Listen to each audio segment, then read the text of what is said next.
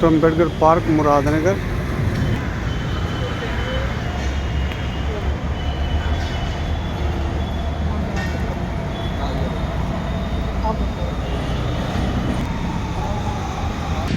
दोस्तों नमस्कार, जय भीम। आज हम अम्बेडकर पार्क में मौजूद हैं और मेरे पीछे देख पा रहे हो कि तीन महान शख्सियत मेरे पीछे खड़े हुए हैं जो प्रचार प्रसार कर रहे हैं डॉक्टर BR अम्बेडकर बाबा साहब के लिए। और आप दिल खोल कर बैठ जाइए, आज बहुत महत्वपूर्ण बात आप लोगों के सामने आने वाली है, क्योंकि बाबा साहब का मिशन मूवमेंट जो उन्होंने उठाया हुआ है, आप देख पा रहे हैं लगभग 12 बज चुके हैं।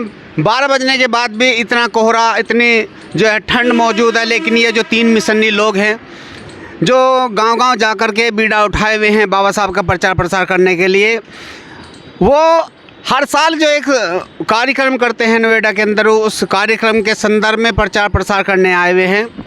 तो बात करेंगे कि इनका जो मिशन मूवमेंट है, जो बाबा साहब की विचारधारा को लेके। गुरुजी, सबसे पहले तो अपना भारत न्यूज़ चैनल में आप लोगों का स्वागत है सभी का। आपका भी बहुत बहुत धन्यवाद, आपका भी स्वागत।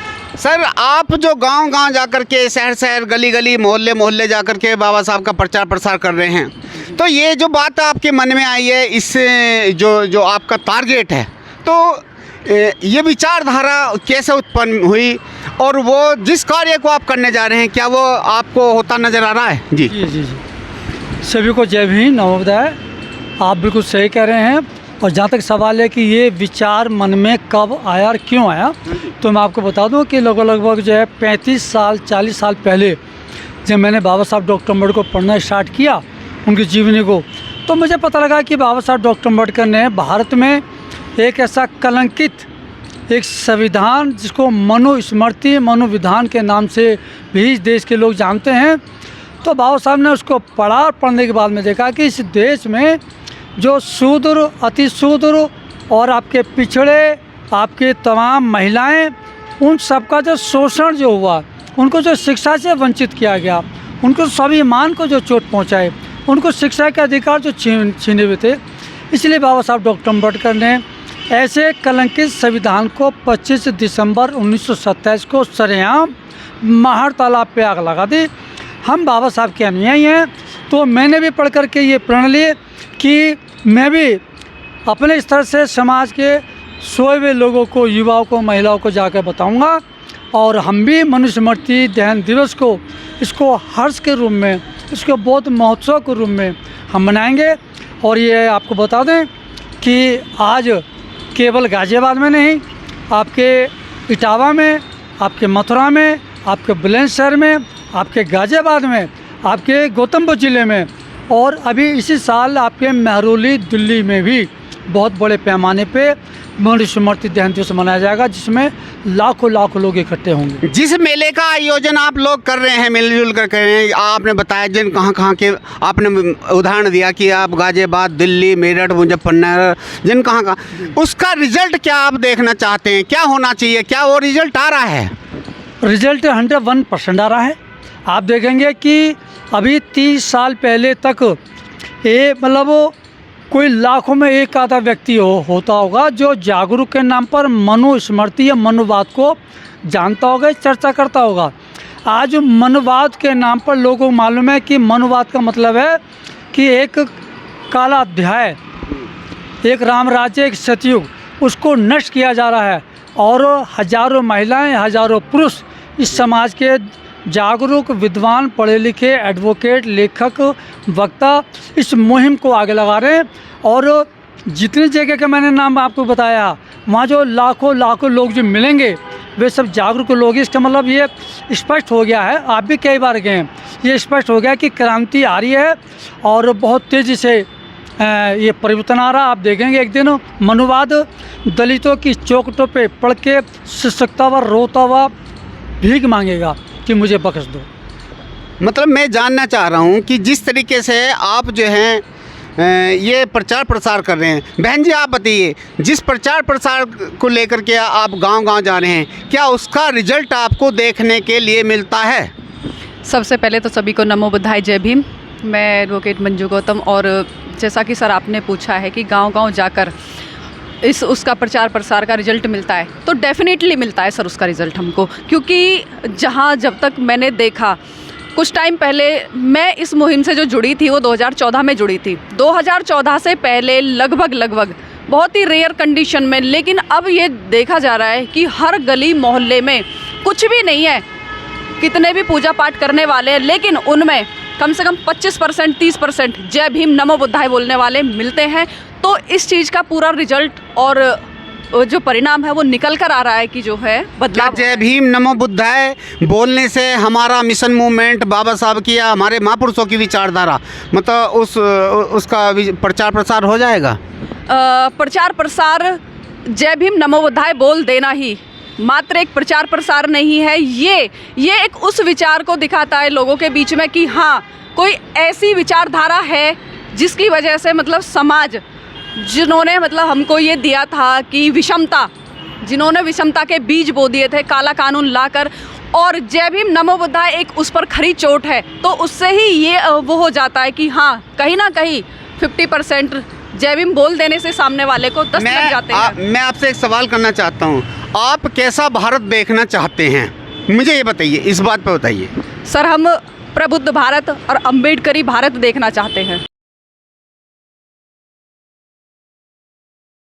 डॉक्टर अम्बेडकर की विचारधारा, आखिर कैसा भारत चाहते हैं आप लोग? जी, सबसे पहले तो आपको जय भीम नमो बुद्धाय और अपना भारत न्यूज़ चैनल का बहुत बहुत साधुवाद, जो बहुजन समाज की आवाज़ को और शोषित वंचितों की आवाज़ को बड़ी प्रमुखता से उठा रहे हैं। और जो अभी आपने क्वेश्चन किया कि आप कैसा भारत चाहते हैं, आप कैसा भारत चाहते हैं, ये काफ़ी समय पहले ही क्लियर हो चुका है। जब देश आज़ाद हुआ और उस समय जब देश में लोकतंत्र आया, तो देश के बहुत सारे लोगों ने, बुद्धिजीवी वर्ग ने संसद में बैठकर तय किया कि हमको कैसा भारत बनाना है। तो ऑलरेडी चीज़ें तय हो चुकी हैं, बात शर्तें पूरी तरह या तो लागू नहीं है या वो अमल में नहीं है, उन पे काम चल रहा है। जैसे कि संविधान में लिखा है समता, स्वतंत्रता, बंधुता और भाईचारा। इस पे आधारित जो भारत बनेगा, जो लोगों तक, यानी कि एक आम आदमी तक ये चीज़ जब पहुंच जाएगी, उसके अमल में होगी। स्वतंत्रता, बंधुता और ये जो कठिन शब्द हैं, इन्हें आम आदमी, आम व्यक्ति नहीं पकड़ पाता है। तो स्वतंत्रता क्या है, बंधुता क्या है, भाईचारा क्या है, मतलब इसे थोड़ा सा बताएं ताकि हमारे जो दर्शक हैं वो समझ पाएं कि वास्तव में ये बाबा साहब की विचारधारा है। बाबा साहब ऐसा देश चाहते थे। जी, जब बाबा साहब ने संविधान को लिखा और उसमें ये शब्दों का प्रयोग किया गया, जो ये शब्द आए हैं ना, आप कह रहे हो कि आम नागरिक के लिए ये कठिन शब्द हैं। बिल्कुल। तो जो स्वतंत्रता है, स्वतंत्रता का एक आसान शब्द दूसरा है, हम उसे आज़ादी से समझ सकते हैं। बिल्कुल। तो आज़ादी एक प्रकार की नहीं है, हज़ारों तरह की यहाँ भारत में पहले गुलामी रही है। उन सब चीज़ों से आम नागरिक को आज़ादी मिले, चाहे वो किसी भी प्रकार की है। लोगों ने गुलामी से ही, अंग्रेज़ों की सही, मुग़लों की, उससे अंदर अगर आए तो भारत के लोग भारत के ही लोगों के गुलाम रहे, ऐसा है। तो जो गुलामी है, उन्हें जो आज़ादी चाहिए उस गुलामी से, वो पूरी तरह से अभी तक मिल नहीं पा रही है। इसमें बहुत सारी चीज़ें हैं, जैसे मैं मुख्य करूं, मान लो आज हम देख रहे हैं कि आम आदमी जो रोज़गार को लेकर बहुत परेशान है, अभी तक सभी लोगों तक शिक्षा नहीं पहुंची है। तो ये आज़ादी नहीं है। आज़ादी हम तभी कहेंगे चंद लोगों को शिक्षा मिल जा रही है, लेकिन कुछ लोगों को शिक्षा नहीं मिल पा रही है। तो ये कैसी आज़ादी? आज़ादी जब मिल जाएगी तो सभी को हक मिलना शुरू हो जाएगा, सभी को समान अधिकार मिलने शुरू हो जाएंगे, लेकिन ऐसा अभी नहीं है। वो अमल में चीज़ें लोगों के नहीं हैं, तो इसे हम पूरी आज़ादी नहीं कह सकते।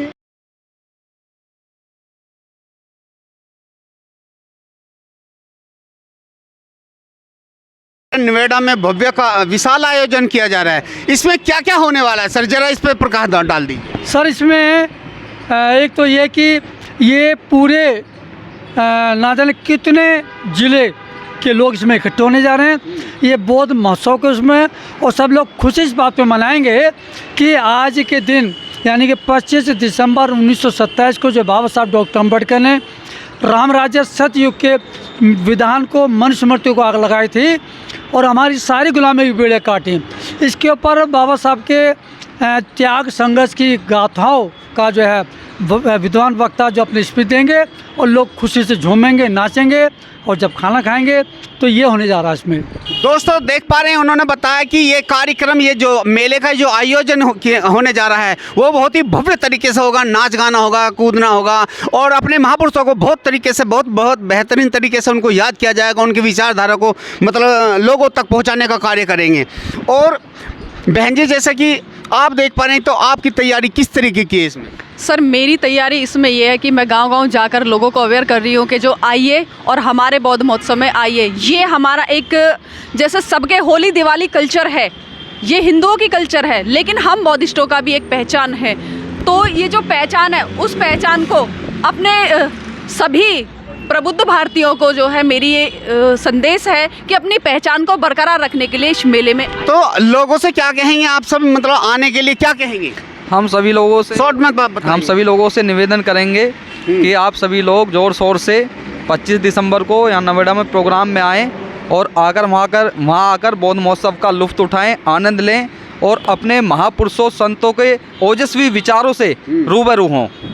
गाजे बाजे के साथ आइए दोस्तों, अपने साथ लोगों को लाइए, बस में, कार में, मोटरसाइकिल पे, जो भी साधन आपको मिलता है उससे दौड़े चले आइए, क्योंकि ये बाबा साहब का एक ऐसा मिशन है, एक ऐसा कार्यक्रम है दोस्तों। इससे बड़ा मेला उत्तर प्रदेश के अंदर नहीं लगता है। आपको देखने मिलेगा कि आपका मन गदगद हो जाएगा दोस्तों। तो इसलिए आपसे निवेदन करूँगा कि फटाफट तैयारी में जुट जाइए, अपने लोगों को, अपने दोस्तों को इसमें निमंत्रण दीजिए, बहुत अच्छी तरीके से उनको प्रचार प्रसार में लाइए और बताइए कि मतलब वहाँ पर ऐसा मेला लगने जा रहा है। तो मैं आप लोगों से रिक्वेस्ट करूँगा कि इस वीडियो को ज़्यादा से ज़्यादा शेयर कर दें। गुरुजी, अंतिम बार क्या कहना चाहेंगे? जी, मैं भी आपके माध्यम से समाज के तमाम लोगों से जो जागरूक हैं, विद्वान हैं, संघर्षशील हैं, अम्बेडकरवादी हैं, बुद्धिस्ट हैं, भिन्न संगठनों के पदाधिकारी हैं, जागरूक हैं, सब लोगों से मैं निवेदन करता हूं कि आप सब लोग 25 दिसंबर को अपने परिवार के साथ, दोस्तों के साथ और बड़ी संख्या में आप जो है सुबह 10 बजे ग्रेटर नोएडा पहुंचिएगा और मेले का प्रोग्राम का आप। ग्रेटर नोएडा में कहाँ पे? ये आपका कमर्शियल बेल्ट सेक्टर 2 अल्फ़ा 2 में होने जा रहा है। अल्फ़ा 2 में? जी, अल्फ़ा 2 में होने जा रहा है, और ये करीब 11वां उसी स्थान पे होने जा रहा है। 11वां कार्यक्रम होने जा रहा है। जी। चलिए, इसी के साथ सभी दोस्तों को क्रांतिकारी जय भीम, नमो बुद्धाय, बहुत बहुत धन्यवाद।